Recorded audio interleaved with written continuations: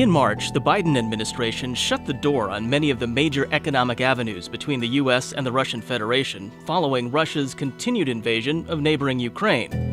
Data from the U.S. Commerce Department's Bureau of Economic Analysis shows Russia isn't as big of a player for U.S. trade as other countries. In 2021, a year marred with international tensions and a pandemic, the U.S. generated a global trade deficit of around $861 billion, meaning we imported more from other countries than we exported. Last year, that totaled around $2.5 trillion in exports and around $3.4 trillion in imports.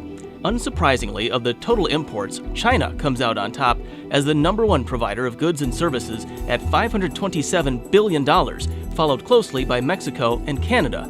Russia, by comparison, accounted for only $31 billion.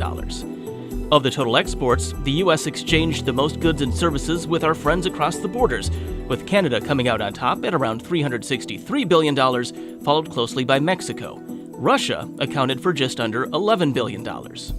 Of the roughly $42 billion in total exchanged goods and services with Russia in 2021, the major imports included things like industrial supplies, food and beverages, capital goods, financial services, and consumer goods, while major exports to Russia included some amount of the same going in the other direction. We won't know the impact of the U.S. sanctions and trade restrictions on Russia until later this year.